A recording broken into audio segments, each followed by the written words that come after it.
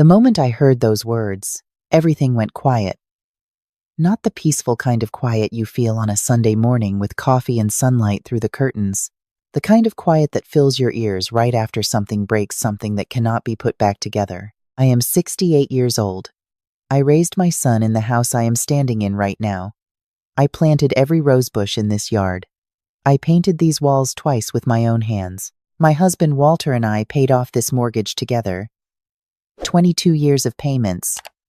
And the day we made the last one, we opened a bottle of champagne we couldn't really afford and drank it on the back porch, and he said, "Carol, this is ours.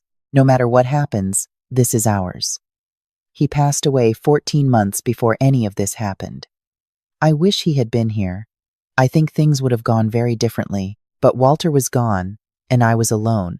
And my son called me on a Tuesday afternoon and said, "Mom, Diana and I have been talking, and we think you shouldn't be by yourself in that big house." He sounded so caring. He used the word worried 4 times in one conversation. He said Lucas and Sophie would love having their grandmother close by. He said it would be good for everyone. I told him I was fine. I told him I had my neighbor Ruth next door, and my book club on Thursdays, and the garden that needed tending every morning. I was not lonely, I said. I was adjusting. He said, "Mom, it's a 4-bedroom house. You're rattling around in there by yourself. Let us come stay with you for a while. Just until things feel more settled." He said a while. I remember that specifically. A while.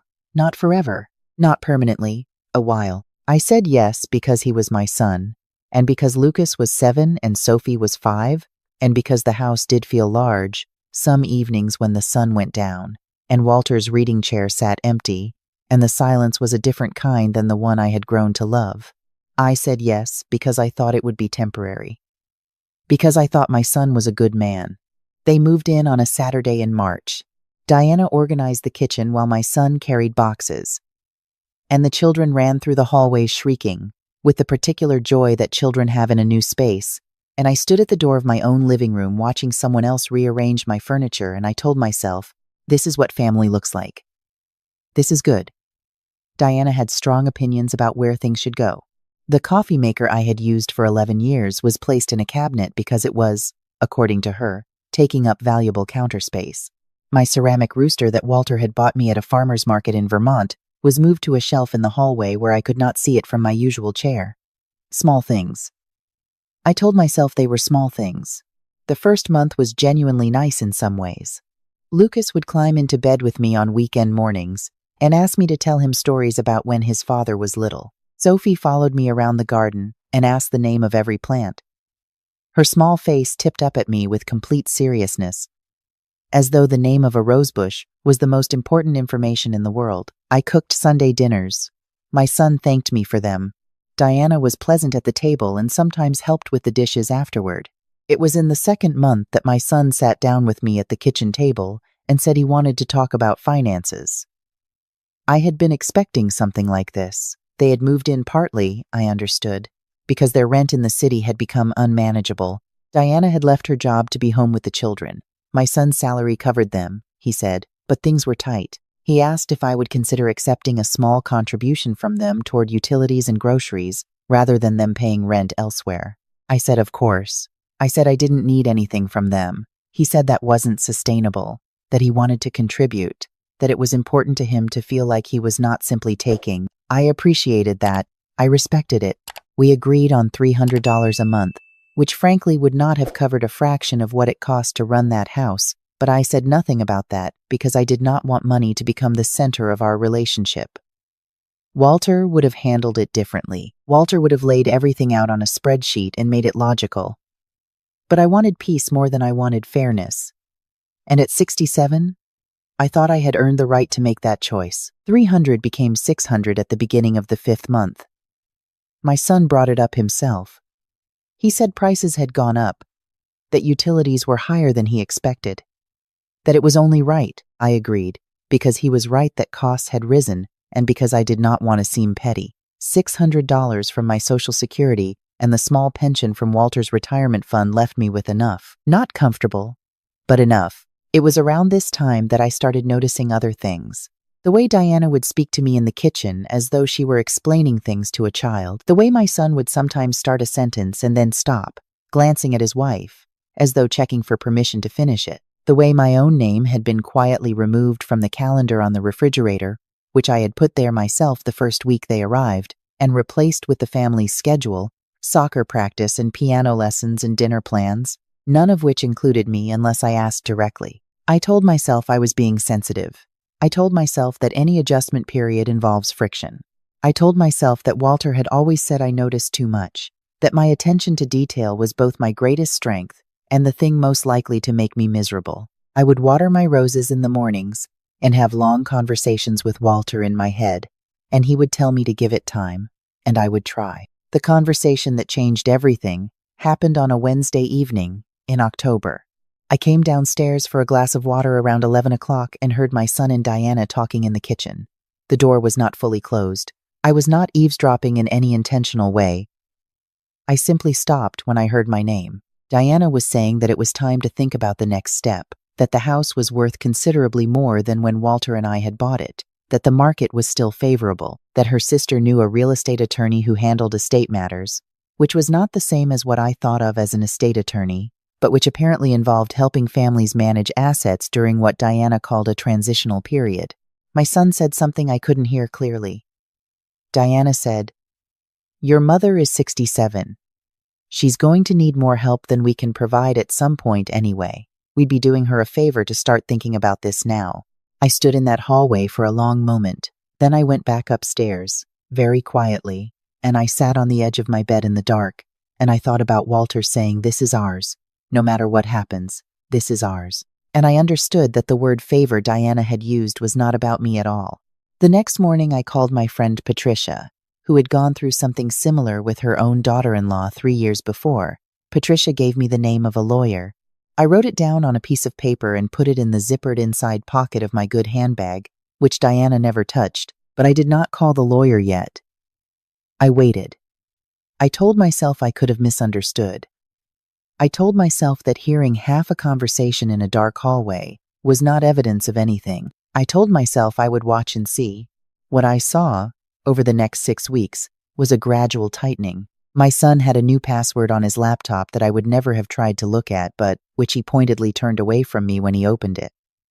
Diana began locking the small office room that had been Walter's study. My name came up in a phone call I overheard Diana speaking to someone, saying, "She's comfortable. She doesn't really understand the financial side of things. I am a retired school administrator who managed a district budget of $4 million for 9 years. I understand the financial side of things perfectly well." Then, 600 became 900. My son sat across from me at the kitchen table again, and this time Diana sat beside him. He explained that they had run the numbers and that 900 was really more representative of what he called their proportional share of household costs.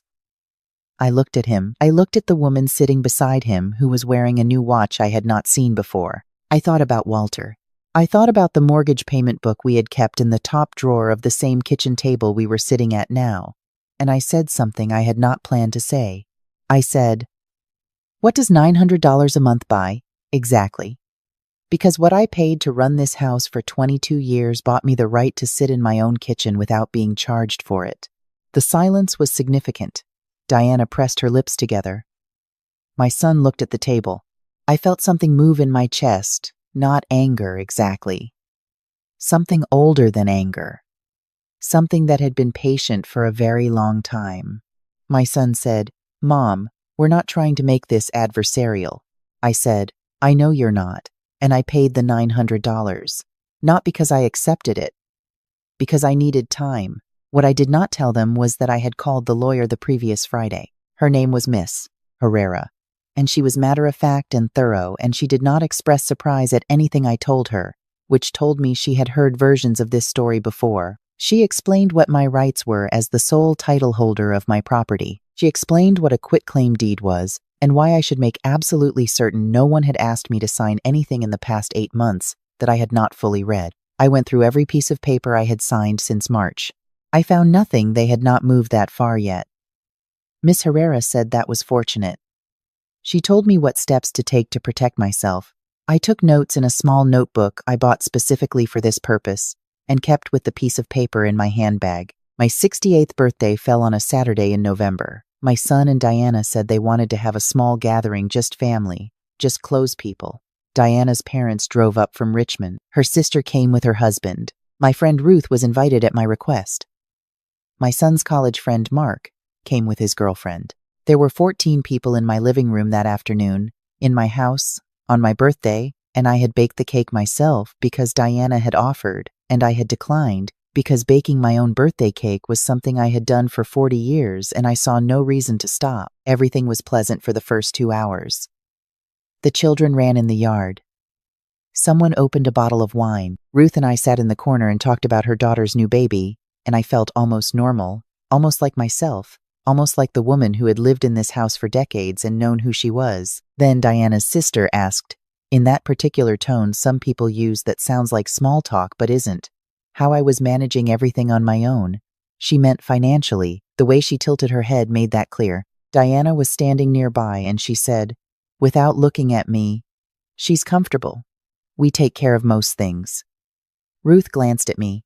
I said nothing. Then Diana's father made a comment about the house, about how much the neighborhood had changed, about what property values were doing. And Diana said, with all 14 people within earshot, with my son standing not 6 feet away, with the children's voices coming through the open back door, Diana said, we've been talking about what makes sense going forward. At some point, this is just too much house for one person. I set down my glass of wine. I looked at my son. He looked at his shoes. I said, clearly and calmly, because I had raised this man, and I was not going to make a scene at my own birthday party, I appreciate everyone's concern. But this house belongs to me. Walter and I made sure of that. And I have made sure of it again, very recently. I watched Diana's expression change. Just slightly. Just enough. Now, I believe there's cake. Ruth squeezed my hand under the table. That night, after everyone had gone, I sat in Walter's chair, the one Diana had tried to move into the garage, and I thought about what I needed to do and how much time I had to do it. The following 2 weeks I moved quietly and without drama, because that is what the situation required, and also because it is simply how I prefer to operate. Miss Herrera had prepared the documents I needed. I opened a new checking account at a different bank from the one my son could see the statements from. The one Diana had once casually mentioned she knew the approximate balance of. I transferred a portion of my savings that was not legally complicated to transfer. I made 2 phone calls that needed to be made, one to my financial advisor, one to my sister in Michigan, who agreed to let me stay with her for a few weeks while things became clear. I also wrote a letter. I spent 3 evenings on it. It was not angry.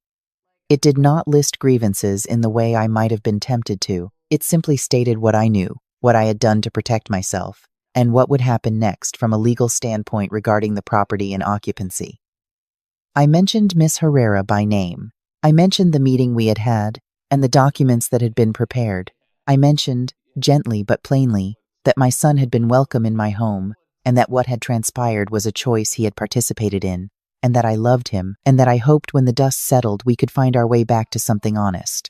I left the letter on the kitchen table on a Thursday morning in early December, weighted down by the ceramic rooster Walter had bought me in Vermont, which I had taken back from the hallway shelf and placed in its rightful spot. I was in Michigan by the time they came home from taking the children to school. My sister Helen made tea and let me sit at her kitchen table without asking me to explain anything until I was ready, which is what sisters are for. I told her everything in the order it had happened, and she listened, and at the end she said, I'm sorry, Carol.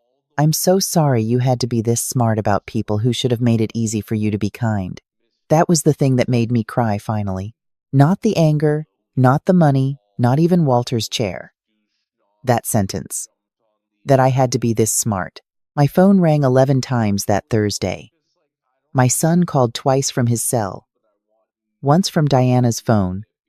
Once from the house landline. Diana sent a text that was 9 lines long and contained the phrase, "We need to discuss this calmly," 3 times, which suggested that calm was not exactly the prevailing atmosphere. Her sister called once, which surprised me, though it shouldn't have. I imagine there had been conversations I was not aware of. I did not answer any of them, not because I was punishing anyone, but because Miss Herrera had advised me not to engage in any verbal conversations about the property until the formal communication from her office had been received, which it would be, by Friday afternoon. I called Ruth instead. She picked up on the second ring and said, "I've been waiting for you to call. Are you all right?" I said I was. She said, "Good, because watching your face at that birthday party, I was very worried." I told her what I had done. She said, "Oh, Carol, Walter would be so proud of you," and she was right that he would have been, though he also would have had opinions about the spreadsheet I had not made, and I would have listened to all of them. The lawyer's letter was received Friday, as expected. My son called again that evening, and this time I answered because I had been advised it was appropriate and because he was still my son, and I could hear in his voice that something had shifted, not the calculated, managed tone he had been using for months, but something rawer, younger. He sounded like the boy he had been once, before Diana, before the watch and the locked office and the birthday party conversation. He said, "Mom, I didn't know she was going to do that." I said, "Which part?" He was quiet for a moment. Then he said, "I should have said something. At the party. I should have said something a long time ago." I said, "Yes, you should have." He asked if I was coming back. I said not yet. I said we needed to let the legal process clarify things first. And then we needed to have a real conversation, the two of us, without anyone else in the room. He said he understood. I said I hoped he did, and I meant it with my whole heart. The legal process took 3 weeks to sort into the basic shape it would eventually hold.